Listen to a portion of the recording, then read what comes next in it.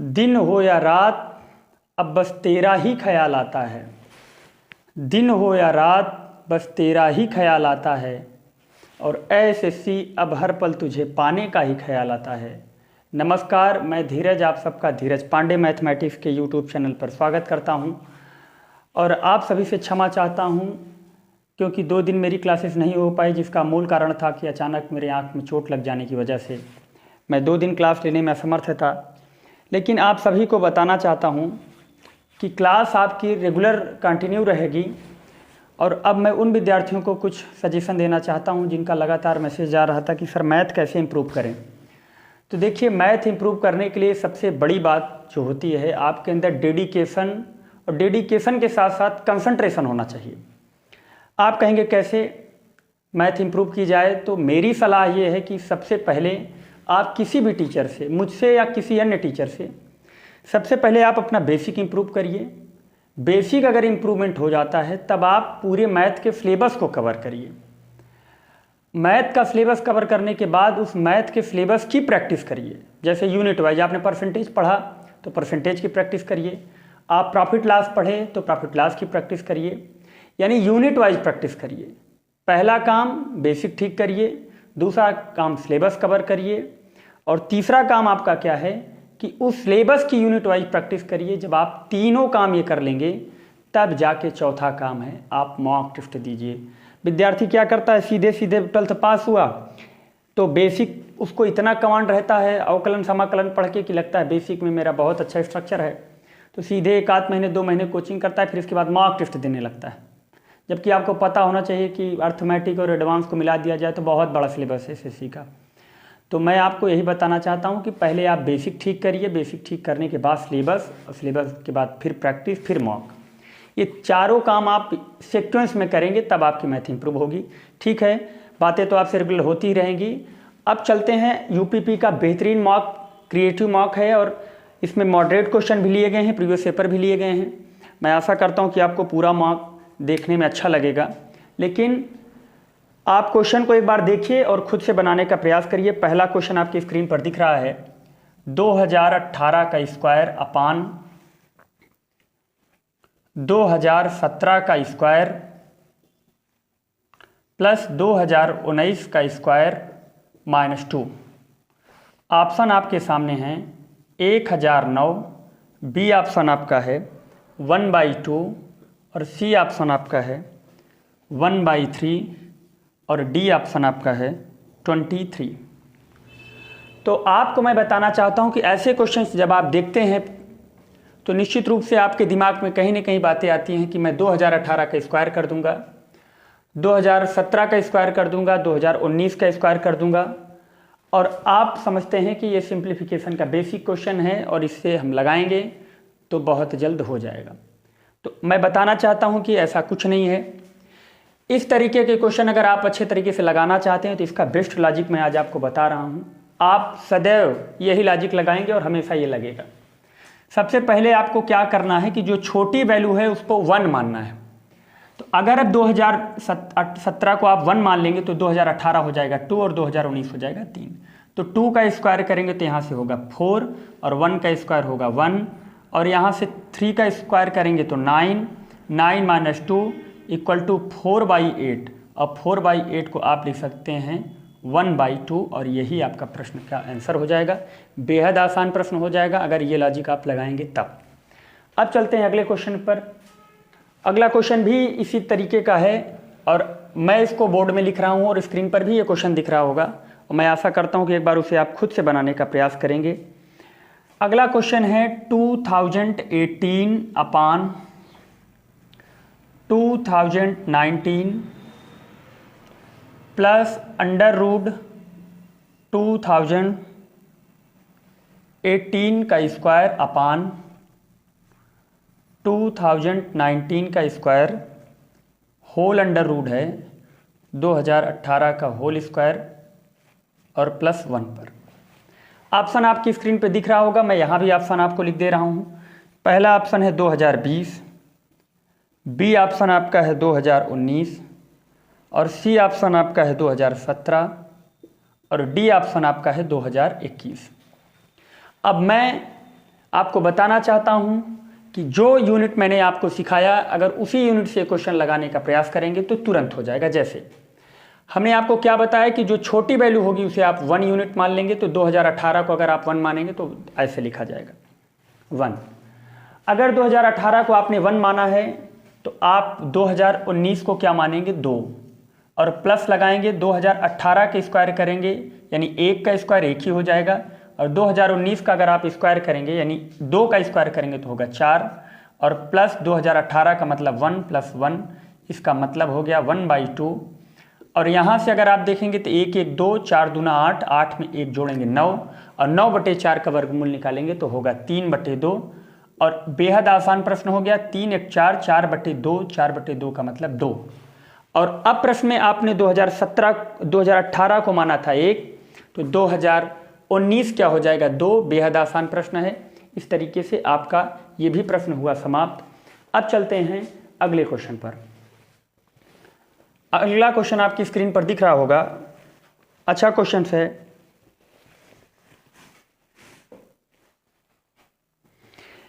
If a is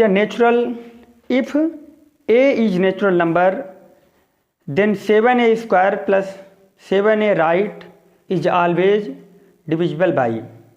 यदि a एक प्राकृतिक संख्या है तो 7a स्क्वायर प्लस 7a किससे विभाज्य होगा। तो ध्यानपूर्वक आपको समझना है।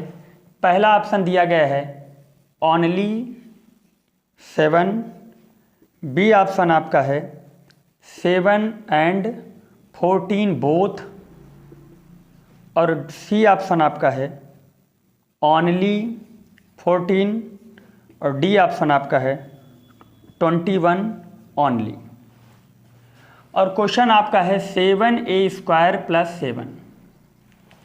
अब आपको देख के क्वेश्चन को लग रहा होगा कि 7a square plus 7a common हो गया, और मैं इस प्रकार प्रश्न का उत्तर मार सकता हूं 7, और प्रश्न हो जाएगा आपका गलत।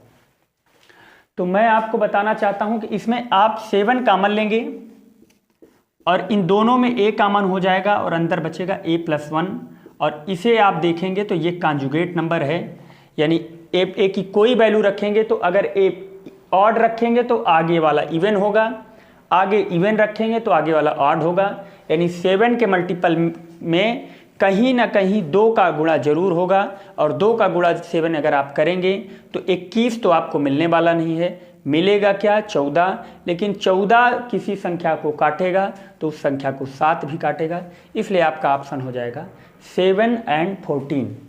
तो मैं आशा करता हूँ कि ये भी क्वेश्चन आप अच्छे तरीके से समझ गए होंगे। अब चलते हैं अगले क्वेश्चन पर।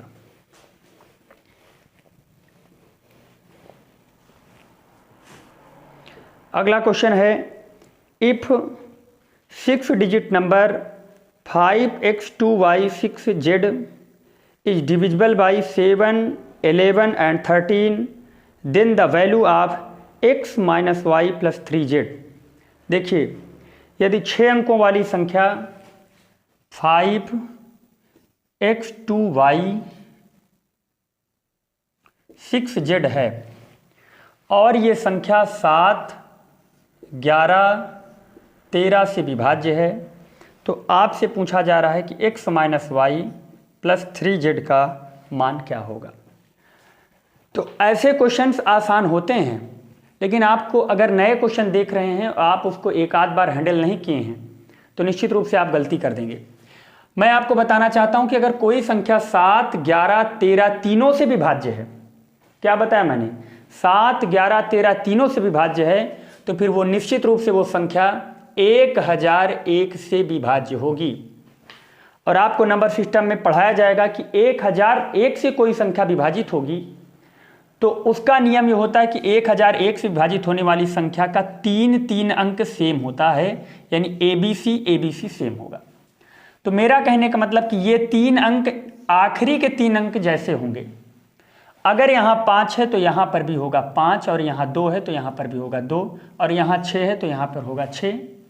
तो निश्चित रूप से x का मान निकल के आ गया 6, और y का मान निकल के आ गया 5, और z का मान निकल के आ गया 2। और यहाँ पे रखेंगे 6 माइनस y का मान आप क्या रखेंगे 5, और प्लस 3 इंटू क्या हो जाएगा आपका z का मान हो जाएगा 2। तो यहाँ से प्रश्न हुआ खत्म। आप कहेंगे 3 दूना 6, 6 6 12, 12 में से 5 जाएगा, 7 आपके प्रश्न का क्या हो जाएगा, आंसर हो जाएगा। मैं आशा करता हूँ कि ये भी क्वेश्चन आपके अच्छे से समझ में आया होगा। अब चलते हैं अगले क्वेश्चन पर।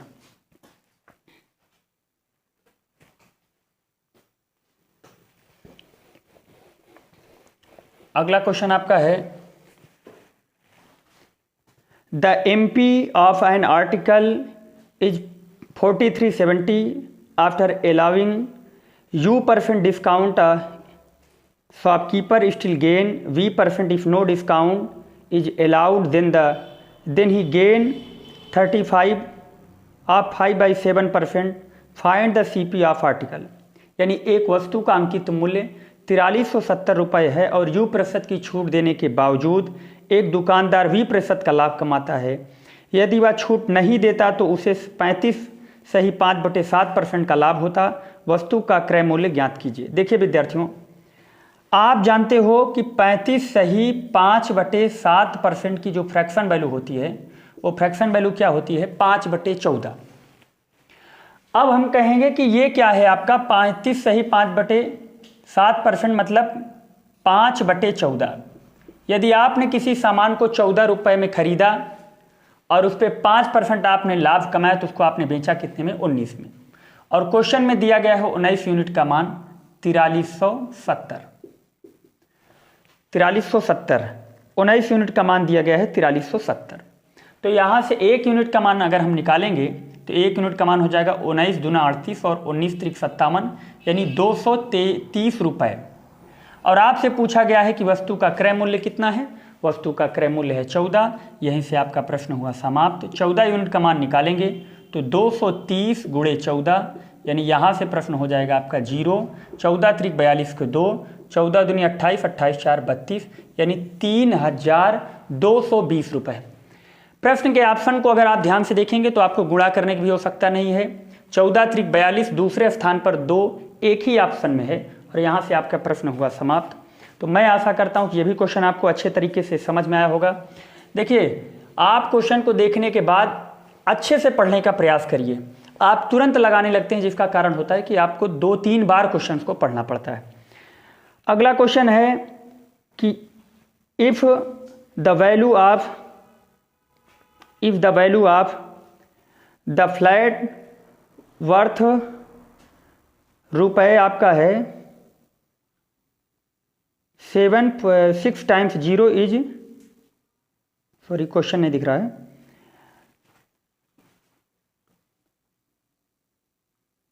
70 लाख कीमत की प्लेट का एक मूल्य 20% प्रतिवर्ष की दर से मूल्य हासिल हो रहा है तो कितने वर्षों में मूल्य घटकर 3,35,84,000 रुपये हो जाएगा। देखिए, ऐसे क्वेश्चन बहुत आसान होते हैं। आप सीधे सीधे रेशियो ले लीजिए। 1 2 3 4 5 6 टाइम 0 है, कीमत ये थी और क्वेश्चन है 3,5,8,4 टाइम्स 0 है। तो यहाँ से आपका प्रश्न हुआ समाप्त। यहीं से आप रेशियो ले लीजिए। 3 0 से 3 0 आपका कैंसिल, और यहाँ से अगर आप 7 से भाग लगाएंगे तो यहाँ से 7 से भाग लगाएंगे तो ये 1000 हो जाएगा और 7 बचे हो जाएगा 35, 7 एकम 7, 7 दूनी 14। यानी अब मैं कहूँगा कि ये जो प्रोडक्ट की पावर होगी वही समय हो जाएगा।